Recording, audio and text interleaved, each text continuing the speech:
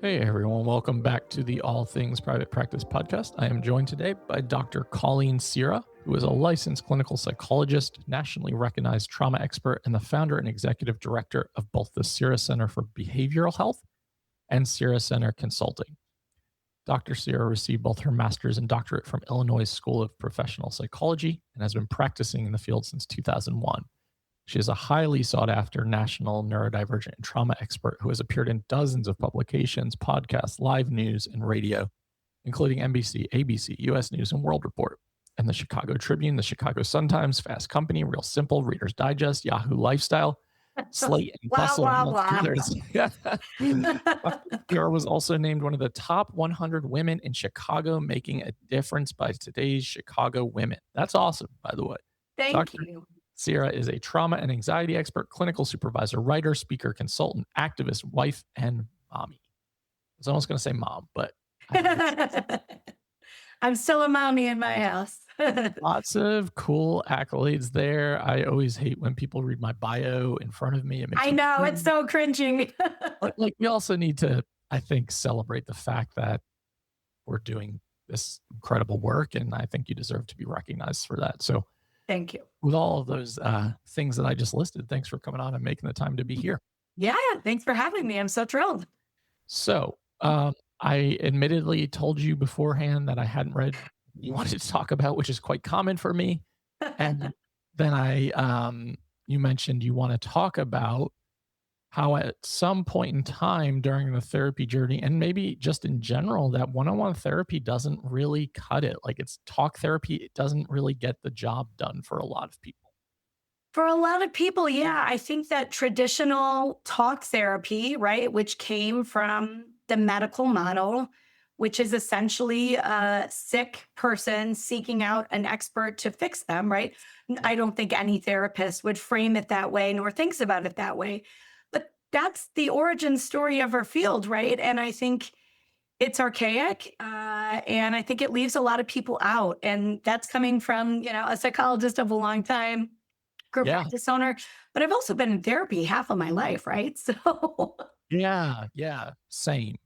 yeah, I, big fan of therapy, but I think there's some things we can do better. Yeah, I think that's well said. I think there's a paradox here, right? Like, also a group practice owner. So it's interesting to think about it from the perspective of, okay, we have businesses that support our livelihoods. We have been in the field for a long time. We participate as a client, and ... like the asterisk of the other side of the coin of like, yeah, this isn't that useful in so many circumstances and contexts. Like, I think it's it's invaluable to have that one-on-one space to talk about you, because in this society, we don't have that opportunity very often. And shouldn't we be focused more on like community and community collective healing? And, I had this Asheville therapist on probably over 2 years ago, Elizabeth McCorvey, and we were talking about the mental health industrial complex and tearing it down, and like how community healing is what works, and how individual healing is really more of just like a very privileged place to be in so many. Yes. It's, like, either I have health insurance that covers therapy, which is rare in this fucking country, Mhm. or I have the money to pay someone out of pocket, which is rare in this fucking country. Right. Well, and if you don't have either of those things, then you're kind of screwed. Even the process of finding therapist, like Yeah. I am a therapist and I admin a Facebook group for local therapists in my community. And whenever someone in my family needs therapy, I get paralysis and dread. And if someone with that amount of privilege like me struggles to find a therapist, it feels like an impossible scenario, especially when people are already struggling. Now they've got to navigate this insane world. Whew, it's just a lot. It's a lot. I just started looking for my own therapist again, and it's hard because I have 2 podcasts that a lot of people listen to in this field. Yeah. I have a large social media following, and every time I try to find a therapist, it's really cringy. Like, Yes. I'll make posts that are very specific, and we all joke about the fact that like someone will be like, looking for a telehealth therapist in North Carolina, Blue Cross Blue Shield on these issues. And someone will be like, I live in Texas and don't take Blue Cross, but I'm available. And it's like, what the fuck are you talking about? Just in case you don't find what you're looking for. Right. Yeah, it's always framed that way in case you don't find what you're looking for. Yeah. Or I'll get people bombarding me via DM of like, I can help you. I listen to your podcast. I'm like, no, I don't want that. Oh, So it's admittedly like very complicated for me. So I have to like cast a very, very wide net, even though I'm trying specifically to look for a very certain person. And I've been in therapy since I was 5. So like I'm very savvy in that process. I think about the people who are not, or who correct. haven't had that opportunity or that privilege to be in and out of this type of support, and how many people get left behind Yeah. because we don't have the resources to support everybody. That's exactly right. So it's inaccessible for a million reasons, right? Like Yep. time, money, resources, bandwidth, childcare, the Yep. ability to even have enough executive functioning skills to remember to show up on time, to carve out that hour. Like Yep. it's inaccessible for a lot of folks just before you even start. And then once you're there, because it is housed in this medical model, I think, and I'm not above this, I think it's very easy for therapists to fall into the role of savior or Yep. fixer, or to feel all this responsibility of like, I have to make this better for this person. And that, again, it's built into the system. Like, we don't have to feel guilty about that. We don't have to feel ashamed about that. How could we not at some point begin to operate through that lens when that is what is baked into our role because of the origin story, you know? Absolutely. Yeah. And, grad school drills that into your head. The skill Mhm. in community mental health, that's drilled into your head. And you do become, I always think that you get into the field for a lot of reasons to like heal yourself through the work that you do. And I think Absolutely. that there's a divergence, right? Like if you're not watching this on video, like using my hands to diverge, but like I think there's a divergence. The camp that's like, I got into this field to heal myself through this work, and I do almost unintentionally and sometimes intentionally create relationships with clients where they rely on me, where it's very codependent. Yes. I can't step away. I can't take care of myself. I feel guilt to take a vacation. My Yes. clients need me, blah, blah, blah, blah, blah.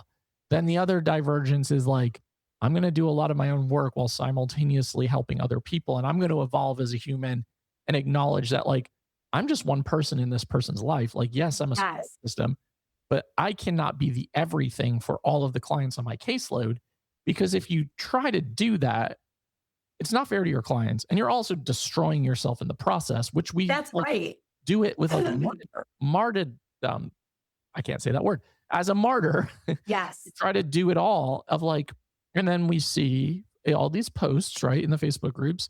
I'm so burnt out. I I'm have so burnt to out. be off. I can't even eat a lunch. I can't go to the bathroom during the day. Like Right. I, and then that vicarious trauma carries over. And then all of a sudden it's like, I got to leave the field.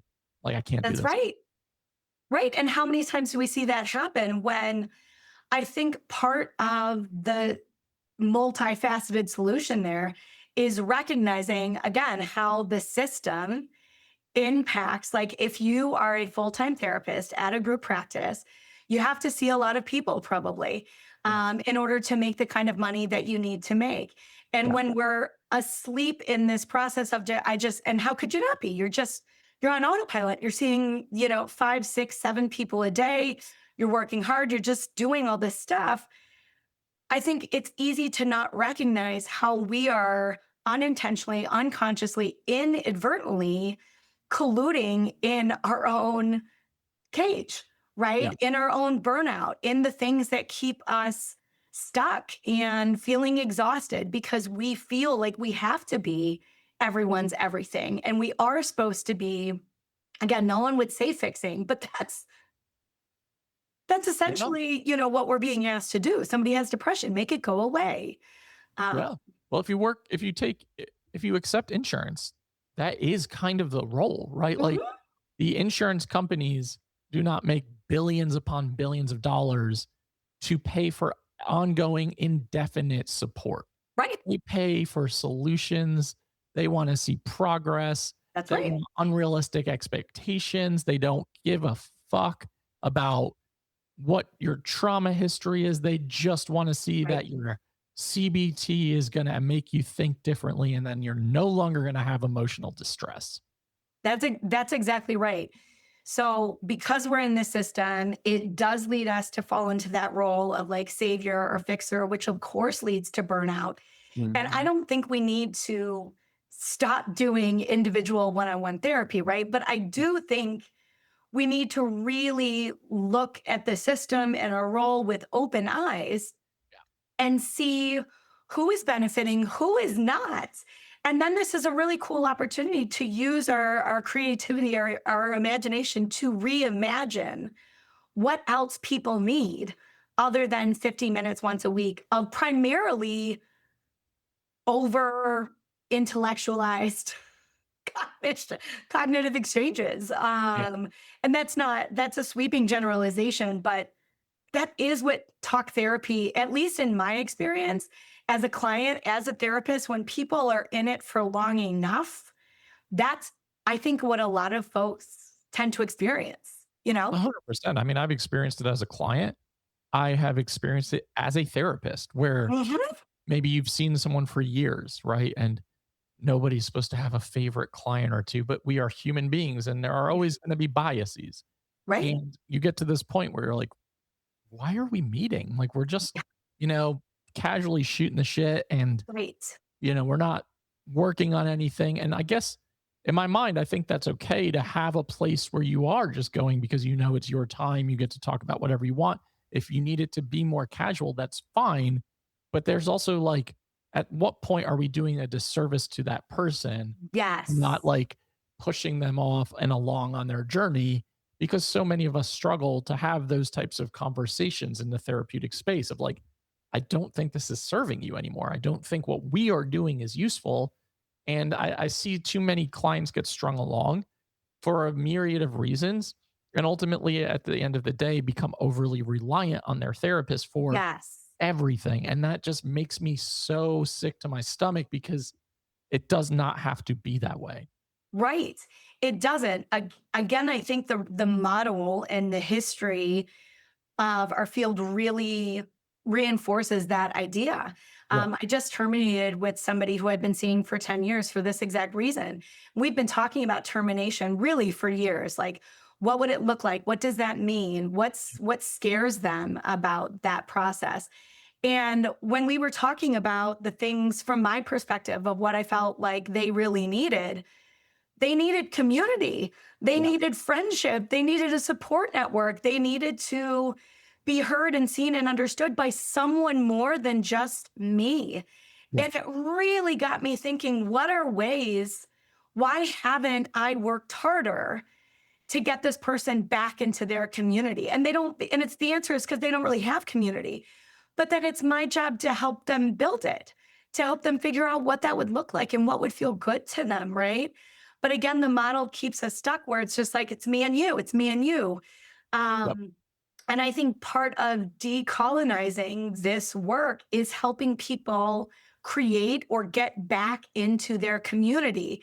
Because if you as a therapist are the only person, that client wants to talk to about the good things in their life, the hard things in their life, if you're the first person they want to tell, like it means you have a beautiful relationship, but it probably also means that your client is too reliant on you as their Yeah. only person, and that's a disservice.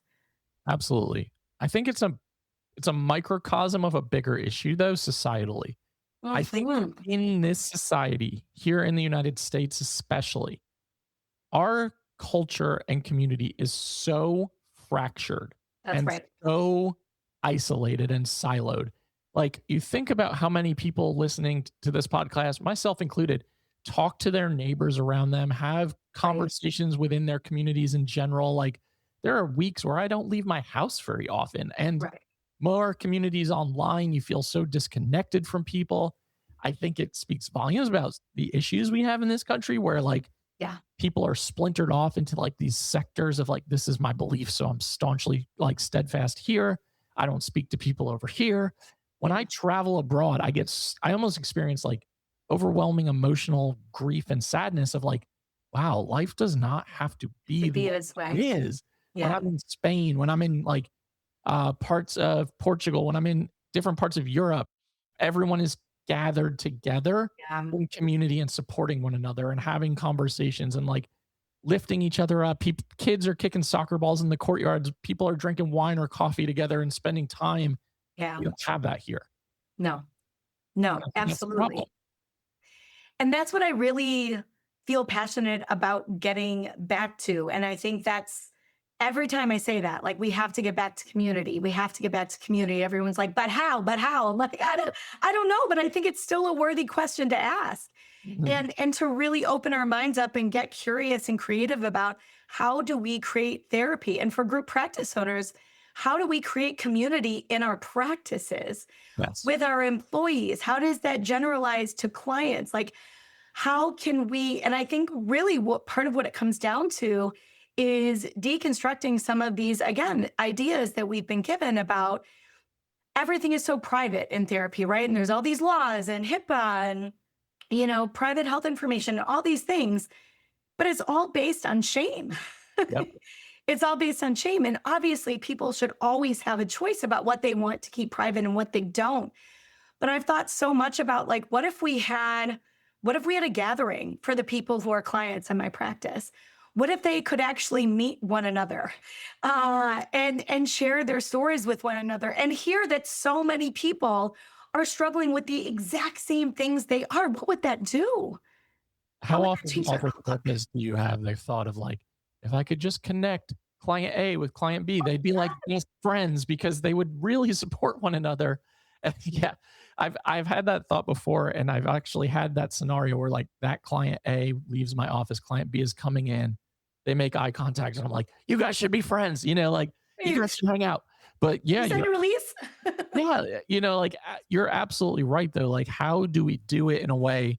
Because there's trickle down here too. So as group practice owners, if we're not putting effort and energy and intention into creating community, our clinicians are coming to work very siloed, very disconnected, Totally. head down, do my job, go home, and rinse and repeat. Yep. Opposed to if we create culture and community and connection, how often are we going to have people who are looking forward to work? How often are we going to have people who Yes. are like excited to share ideas, excited to collaborate, excited to kind of share those ideas with their clients and externally? So I think there's a big delineation here. And then I think for the client's sake, you're absolutely right. Like, how do we make that happen in a way where people have those resources where it's not just that 60-minute session after session after session Right. where they get to feel connected to other humans. Right. Exactly. And I think for me, part of it means we have to step outside the systems that we've been given, right? Because by law, we can't make those introductions, right? And Yeah. it's like, how do we, we're in the system, and there's a lot of good to the system, as you talked about, right? Like, people need the space, and people need to dissect a recent neurodivergent diagnosis or a trauma history. Like, people do need a private, safe space. Yeah. We're not we're not trying to get rid of that. And can we build something on the side that Yeah. creates more community, that is outside of the confines of all of these structures that keep us silent and siloed? Yeah. And I've been just giving a lot of thought about that. Again, there's no perfect answers, but I would love to invite group practice owners into that dialogue, or even just into that conversation with themselves or their leadership team. What can we do Absolutely. to increase connection in our team? And then how do we make that work for clients too? Yep. I like where your head's at. I think one thing that immediately pops up for me, and it's not a all encapsulating answer or even that feasible for everyone listening, but those of you who run groups, right? Like within your group practices, that's a good way to get people connected for sure. I see a lot of like minded people going to like a colleague of mine, Dr. Brittany Bate here in Asheville or in Raleigh, runs their practice runs a lot of groups. So there's a lot of like Cool. life diagnosed autistic identification groups. Like groups for queer and trans people, groups for people who are ADHD, but like struggling with their businesses. So, one way to get people together who are going to have some shared identity and commonality. There's a nonprofit here in Asheville, which I wish was everywhere. It's called Seek Healing. And a good friend of mine was on the board for a long time. And their whole existence and job was, and Gabor Mate was like a consultant for this, Oh. is all about community and connection, all about how like it was focused mainly on addiction and substance use, saying like, you know, addiction is the opposite of community and connection. And then that Mm-hmm. translated into more like just everyday mental health, opposite of Mm-hmm. community and connection. And all they do is focus on like building spaces where people can just go and be heard and be a part of and feel Mm-hmm. some belonging. And how Yes. important that is in our society is that Yes. feeling of belonging. And I do wish we just had more ways to access that as not only ourselves, but for our clinicians, for our clients, and in society as a whole. I love that, right? And thinking about what if belonging was one of the main interventions that we used, right? What if that what if that was one of the main things? Yeah. Because I think about, and we can do this so many different ways in terms of belonging as well as accessibility, right? In thinking about, I would love to see group practices offering more workshops, groups, community events, like getting out into the communities and neighborhoods where they live and hosting events, and doing it at different price points so that people can attend. I think that's an easy way to start getting people together outside of this one on one thing and encouraging vulnerability, which of course needs to start with ourselves, right? Yeah. So that's the other piece. We can't, to your point, the trickle down effect, we can't really meaningfully do this work if we are still terrified of being vulnerable with others. If we struggle with having big feelings or meltdowns and feel tons of shame with that, right? Yeah. Like we have to be deconstructing for ourselves what our own cages look like in order to help anybody else get free. It's really well said. Yeah, absolutely. I think that so much, like you've mentioned several times already, of like the shame culture that exists within this profession of like everything's private, everything's Yes. secretive. You only tell people in these situations and scenarios. And the stigma that still exists that is so prevalent around mental health in this culture, in this Yes. country, where it's still viewed as like weakness or a deficit, or there's a disorder to be given and this person's just defective. And it's just really it is a shame that we still have that in 2025 going into 26. And I do think that you as a therapist have to do the work and get more comfortable with the uncomfortable, because Yes. humanhood and personhood is messy, and it is not sterile. It's not just like clipboards. Right. It's not just like being robotic in session. I think that you need to show some personality and some personhood, because in my opinion, what offers people hope is that there is a light at the end of the tunnel, that they see Mm-hmm. that your therapist has bad days. Your therapist struggles with Yes. time management. Your Love therapist it. struggles with, um, you know, looking for their own therapy. Like that Yes. stuff is what models humanity to me. And it's just so much more real and Yes. creates accessibility. And I always preach that relatability is accessibility. And I Yes. God, I that love that. 100% to like, I just think that we need to do some big cultural overhauls within this profession. Agreed. Agreed. And I think something that is inherent in what you're saying, and I want to name it specifically, is a really embodied approach to therapy, right? So many of us, when our nervous systems are fired up and we're anxious, I'm thinking about newer therapists or even supervisors who are mentoring and supervising younger therapists. If our nervous systems are fired up, we're in our head. We're Yep. problem solving, right? We're like, well, what do they need? And I've got to do this and this and this. And I think one of the best things we can do as group practice owners with the people on our teams is help them get back in their bodies, bring bodies back into the therapy room, into the supervisory room, because we just as a culture overemphasize the intellectual, the cognitive, but our mind, our ego, our thoughts will lie to us. They will keep us stuck. Yep. But our body doesn't. And that can be really unpleasant. And I think especially therapists who are operating in this like, I have to keep people safe and comfortable. And like, oh my God, what if they're crying too hard? Am I re-traumatized? Like, I think if we again start to deconstruct this model, we're not saviors, we're not fixers. We are with people on their journey and we're walking our own journey. And everybody's radically responsible for our lives. But if we can do that together, if we can do that in community, then maybe I'm less scared of my feelings. Then maybe I'm less scared when you're having big feelings. Then maybe we make more room for whatever is there to just be okay rather than immediately pathologizing it. Right. Right. Cause like I heard someone, I was doing a training on neurodiversity and somebody was like, well, what if they start to hyperventilate?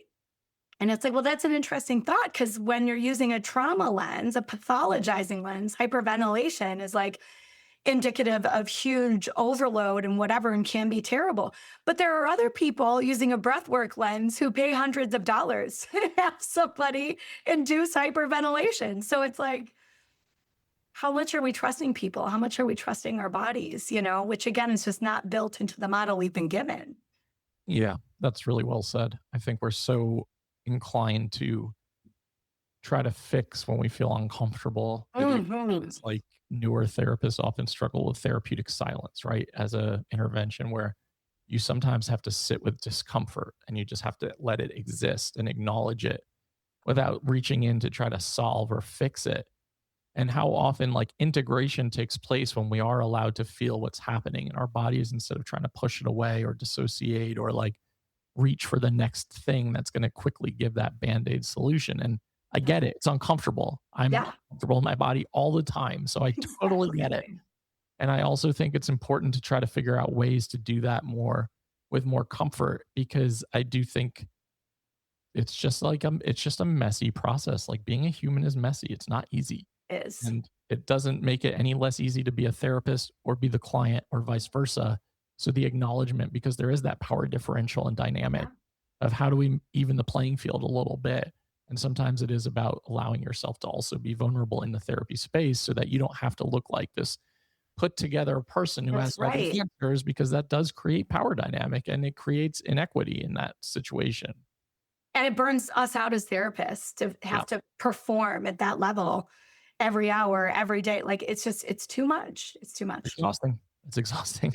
You bet. So, what an uplifting way to end that thought and conversation, but I think a good one overall because ultimately, I do think you bring a great point to this topic of like, there's got to be different ways to do this stuff Yep. because this is not sustainable.